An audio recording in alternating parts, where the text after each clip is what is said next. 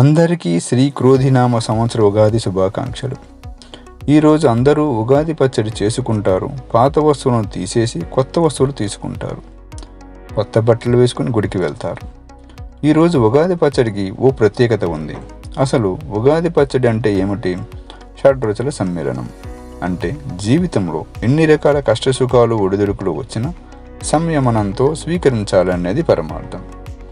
అదేవిధంగా మనము గుడికి వెళ్ళినప్పుడు అక్కడ అర్చకుడు అరచేతిలో తీర్థం వేసి తల మీద వలయాకార వెండి కవచాన్ని పెట్టి ఆశీర్వదించి పంపుతాడు. ఆ వలయాకార వెండి కవచాన్ని ఏమంటారు? ఎందుకు తల మీద పెట్టి తీస్తారు? ఆ వెండి కవచాన్ని షటగోపం అంటారు. అంటే షట్ గోప్యం అని అర్థం.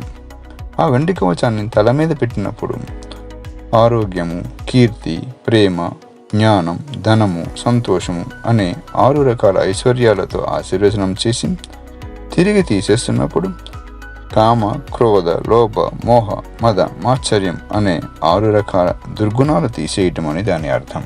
అయితే మనలో చాలామందికి విపరీతమైన భక్తి ఉంటుంది, కానీ ఆ భక్తిలో నిజాయితీ ఉండదు.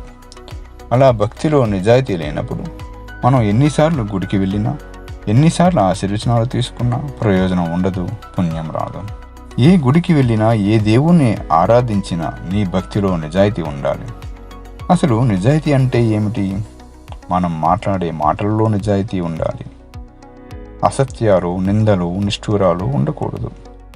మనం చేసే ప్రతి పనిలో నిజాయితీ ఉండాలి. ఉద్యోగమైతే నీతిగా, నిబద్ధతగా ఉద్యోగ ధర్మాన్ని నిర్వర్తించాలి. వ్యాపారస్తుడైతే నీ లాభం ఏ ఒక్కరికి నష్టం వాటిల్లే విధంగా ఉండకూడదు. చూపించే ప్రేమలో నిజాయితీ ఉండాలి. అంటే అహంకారాన్ని, మూర్ఖత్వాన్ని, ఆధిపత్య ధోరణిని విడిచి స్వచ్ఛమైన ప్రేమను పంచగలగాలి. నీవు చూపించే స్నేహంలో నిజాయితీ ఉండాలి. అంటే మోసపూరితమైనది కాకుండా, అసూయ లేకుండా, ఫలితాన్ని ఆశించేది కాకుండా చూపించగలిగే ఒక కన్సర్న్ లేదా ఒక కేరింగ్ని నిజమైన స్నేహం అంటారు. ఇదంతా యోగి వేమన 2 మాటల్లో చెప్పారు.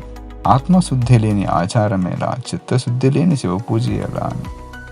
కాబట్టి మనము ద్వేషములు, కలహములు, క్రోధములు, కక్షలు, అసూయలు విడనాడి ప్రేమని, అనురాగాన్ని, ఆప్యాయతలను మన హృదయమందు నింపుకొని నీతిగా, నిజాయితీగా, నిబద్ధతగా ఉండగలిగితే దేవుని ముందు నిల్చొని అర్హతని పొందగలుగుతాము.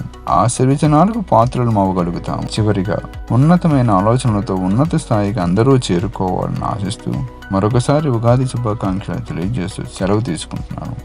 యువర్స్ లవింగ్ విఎస్ రావు.